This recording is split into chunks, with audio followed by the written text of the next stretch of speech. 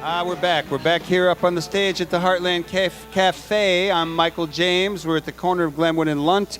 We're here every Saturday morning from 9 to 10, and we're really glad you've tuned in. It is a gray but warming up and a little bit snowy morning. It's a big relief after the very cold days that we've had.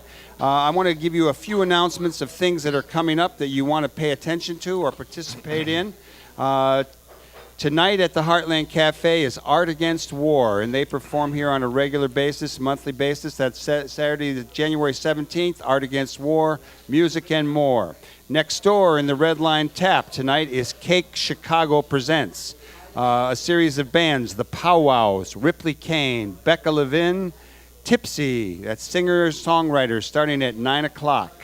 And we'll leave it at that for right now. I'm going to introduce an old friend and an active guy, Tracy Siska, who is now with the Justice Project. Good morning to you, Tracy. Good morning. Thank you for having me. Well, it's an honor and a pleasure to have you here.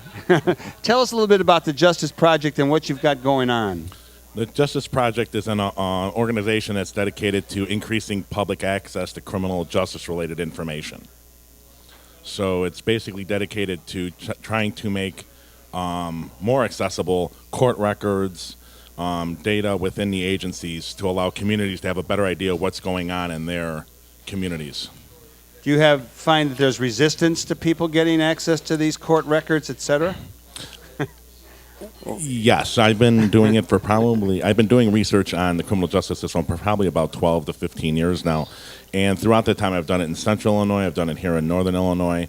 There's considerable roadblocks. One is just the knowledge where the information is and what process you need to go to access it, and then there's the cost.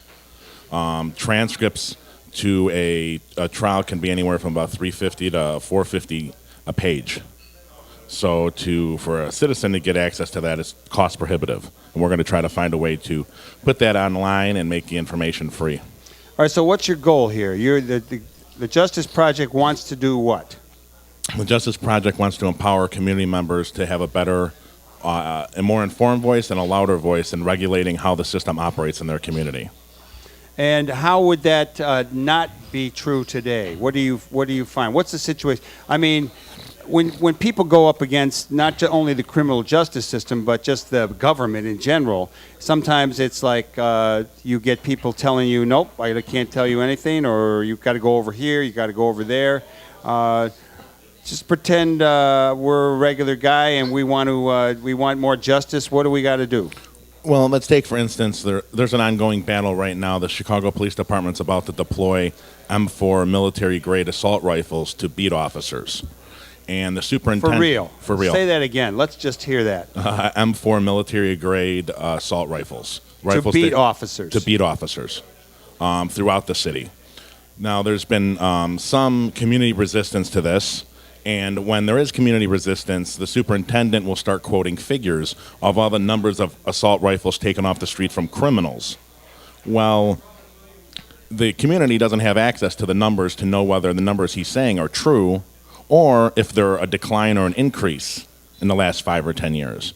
Well, because of my experience, I was able to fight and get access to the information, and it turns out the numbers from 2007 were 23% less than they were in 2002.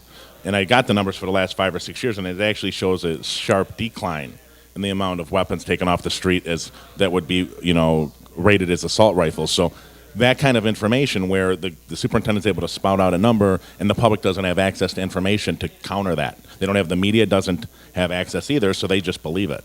On the other hand, from the other side of this, there are reports that Chicago's crime figures, murder rates, et cetera, are up compared to most places in the country. That is correct. They are up. The question would be how to best solve them. And why would they be going up compared to some other cities that we don't think are as centered to the universe like we are? Well, there's a lot of sociological reasons. Chicago lost the most manufacturing jobs out of any city in the nation. Chicago's invested, significantly less than New York has in public housing. New York has invested billions. Chicago, we privatize it. We privatize it and dismantled it. Along with our parking meters. Right. New York has... And our Skyway. New York's invested money into public housing. New York also was much more of a service economy prior to the industrial jobs being lost, so they're able to adapt. And the gangs are much more entrenched here. So with no work, no ability to find work, they're going to turn to alternative economies, and those economies, because of the way the system responds to them, breeds violence. All right, so Tracy Siska of the Justice Project, what do you do on a regular basis? How do you involve other people in this access to information? What are your plans for making the organization more successful and accomplishing some of the goals that you have? Well, we spent the last 2 years researching the technical needs, the digital needs to do it online and create the database. Now we're reaching out in the process. We have a meeting today at 11 at Harold Washington to start reaching out to communities to make sure that we build this structure from the ground up to make sure we're meeting communities' needs. We're trying to gather a variety of different organizations, from survivor advocacy organizations like domestic violence and rape to community organizations that are worried about brutality and abuse in their neighborhoods, to anti-violence programs, so that we make sure that when the structure is built, it's able to deliver the information they need and in the form they need. So in large part, the Justice Project is about making the criminal justice system more responsive to the needs of the citizens. Yes, through empowering the citizens with information, correct. All right, Because so what's the information what? So if I know about something, how's that going to help me? Well, here's a glaring reason, and these numbers are not verified because there's no way to verify in the way the system is structured right now. But if you talk to rape victim organizations, survivor advocacy, they'll tell you that about 1 in 5 of every sexual assault rape is reported in Chicago.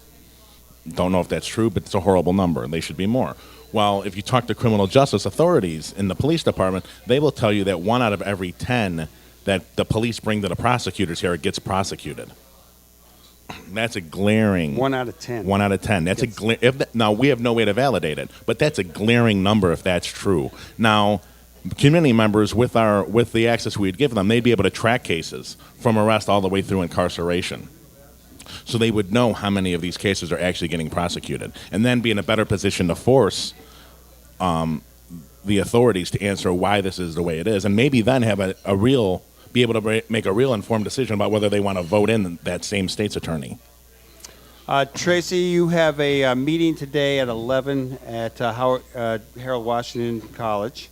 Is that an open meeting? It is open. It's at the Harold Washington Library. At the library. Why don't you tell people what the meeting is going to be and how they would get there and what they expect to find? The meeting is at 11 o'clock at Harold Washington Library on the 8th floor in rooms 14 and 15.